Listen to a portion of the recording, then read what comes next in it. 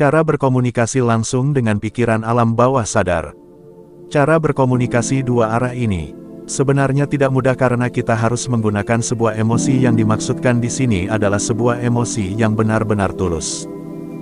Contohnya ketika kita memiliki emosi yang benar-benar tulus, maka kita akan mendapatkan komunikasi dua arah.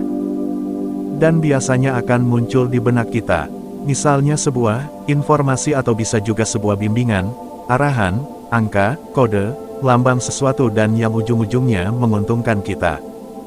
Misalnya teman-teman ingin diberikan jawaban untuk suatu keputusan yang penting.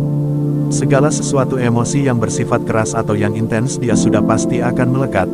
Emosi yang kuat ini apa saja? Sebelum kita lanjutkan, teman-teman jangan lupa like dan subscribe, supaya tidak ketinggalan video-video lainnya dari Yes Bisa. Emosi yang kuat itu adalah, sepertinya hampir semuanya, banyak sekali. Intinya kalau badan kita bereaksi merasakan gemeteran atau sesuatu yang terjadi di badan kita itu berarti kita memiliki sebuah emosi yang intens yang kuat tersebut. Misalnya, A. Rasa takut, subnya, marah, kecewa, benci, sedih dan lainnya. B. Bersyukur. Takut itu frekuensinya getarannya rendah atau low vibration. Bersyukur frekuensinya getarannya tinggi atau high vibration. Teman-teman yang belum tahu tentang frekuensi getaran bisa lihat di video sebelumnya di channel ini. Mengulang, atau repetition, biasanya tanpa disengaja, biasanya seputar hidup. Setiap harinya kita selalu mengulang-ulang sebuah rasa emosi yang menggunakan sebuah kalimat-kalimat. Keluhan-keluhan yang negatif. Misalnya, hidupku kok mengenaskan banget sih. Hidupku kok susah banget sih. Hidupku kok begini-begini saja. Nah, kalimat emosi itu yang mendasari itu adalah kesedihan atau sadness. Kemudian yang berikutnya itu adalah seputar pekerjaan. Banyak sekali orang yang mengatakan seperti ini. Pekerjaanku kayaknya sesuatu yang membosankan atau yang menyebalkan. Teman-temanku di kantor pada toksik semua, lagian bosku juga toksik. Emosi yang mendasarinya itu adalah kekecewaan. Menurut saya ini tergantung persepsi orang aja. Kalau yang ini biasanya untuk perempuan seputar diri sendiri. Biasanya soal badan. Badanku jelek, wajahku jelek, atau rambutku jelek. Nah, ini emosi yang mendasarinya adalah kebencian.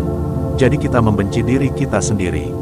Padahal kalau dipikir-pikir, apapun yang kita miliki mulai dari hidung, badan, dan seluruh wajah kita, itu kan pemberian Tuhan yang terbaik yang dianugerahkan ke kita melewati sistem DNA, sel dan genetik dari orang tua kita. Ya kalau kita memang sayang sama orang tua, kenapa kita harus membenci dan ingin mengganti bentuk hidung kita? Berarti kita nggak sayang orang tua dong, artinya kita membenci diri sendiri dan artinya juga membenci orang tua kita dong. Satu hal yang teman-teman harus ketahui adalah bahwa, ketika kita mengucapkan sebuah kalimat atau sesuatu yang kita ulang-ulang setiap harinya, dan ternyata kalimat itu memiliki dan dilandasi sebuah emosi yang kuat, itu artinya itu sebuah proses penciptaan terjadi, atau manifestasi. Hukum yang mendasarinya adalah the law of attraction. Nah, kita mulai sekarang harus hati-hati. Makanya kalau, misalnya teman-teman aware ke depannya, jadi harus hati-hati. Mulai sekarang, saya minta teman-teman untuk stop bicara negatif, atau negatif talk. Jangan kayak seperti itu lagi. Jangan diulangi. Nah, sekarang bagaimana caranya kita bisa berkomunikasi dengan pikiran alam bawah sadar kita yang positif, yang menguntungkan kita, yang kedepannya akan memberikan sebuah penciptaan, manifestasi yang kita inginkan, atau ke arah goal-goal kita. Jadi yang pertama itu adalah kita harus menggunakan emosi yang positif, emosi positif yang tertinggi yaitu. Yang pertama, unconditional love. Yang kedua, iman atau faith, unconditional love. Cinta yang dimaksudkan di sini, bukan cinta yang diumbar seperti selama ini. Cinta antara pasangan itu sebenarnya di level bawah, walaupun apapun itu, kalau yang namanya cinta itu sudah bagus. Unconditional love itu rasa cinta atau sayang yang dilakukan tanpa pamrih. Kondisi saat mencintai seseorang demi kebahagiaannya tanpa mengharapkan sesuatu kembali sebagai bentuk balasan. Unconditional love adalah cinta seperti ibu terhadap anaknya, orang tua terhadap anaknya. Cinta tanpa syarat ini bisa diberikan pada anak-anak maupun orang dewasa. Juga dalam konteks persahabatan, cinta tanpa syarat mungkin teruji saat menghadapi konflik, putus asa, atau tujuan hidup yang berbeda. Misalnya dua orang, salah satu melakukan sebuah kesalahan atau melakukan sesuatu akhirnya tidak cocok lagi, ya sudah seharusnya pisah aja lebih baik, terus move on aja. Tapi kebanyakan orang biasanya langsung berbalik arah jadi sakit hati dan benci. Nah itu berarti cinta yang mereka miliki selama ini, di antara dua orang tersebut itu bukan cinta yang dari level atas, itulah bedanya di sana. Selanjutnya yang kedua, apa itu iman atau faith itu?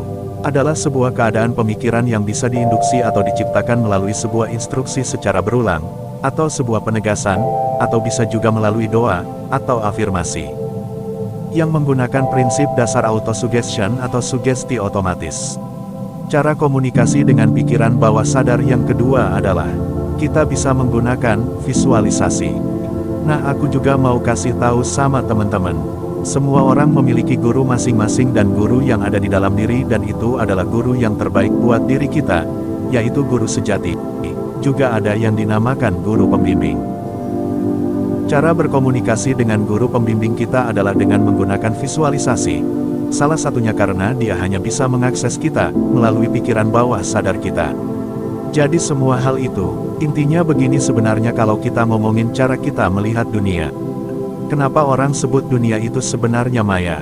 Apa yang kita lihat itu maya? Karena kita cuma melihat sedikit sekali apa yang kita lihat. Dengan menggunakan panca indera kita ini. Saya anjurkan teman-teman dibiasakan pakai visualisasi atau belajar visualisasi. Ketika kita sudah terbiasa dengan visualisasi, nanti kedepannya kita akan lebih mudah untuk berkomunikasi dengan guru pembimbing masing-masing. Mereka akan memberikan bimbingan yang terbaik. Cara berkomunikasi dengan pikiran bawah sadar yang terakhir, itu adalah menggunakan mantra-mantra. Ini bisa hanya diulang di dalam pikiran saja, atau bisa juga diucapkan secara lantang. Fungsi dari mantra itu sendiri adalah memberikan kita sebuah frekuensi yang bisa kita akses. Nah kalau kita ucapkan secara lantang dia akan beresonasi atau bergetar di udara. Yang fungsinya akan menaikkan getaran kita, untuk berada di frekuensi tersebut. Ujung-ujungnya sih sama aja. Kita akan berada di sebuah frekuensi yang kita inginkan, yang sebaiknya itu frekuensinya tinggi.